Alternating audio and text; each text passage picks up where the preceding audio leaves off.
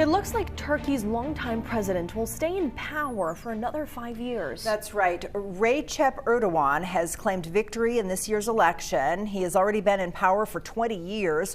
After a close and hotly contested race, Turkish officials say that the president won by about 4%.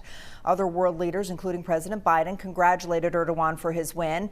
He won the runoff election after failing to get more than half of the popular vote in the first round of the election earlier this month. Experts say Erdogan is likely going to keep challenging the U.S. and the West overall, especially when it comes to American policy in the Middle East and Europe.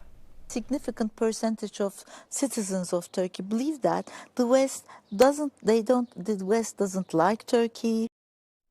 Erdogan is expected to continue his close relationship with Russia, despite being a member country of NATO, which has supported Ukraine throughout the war there.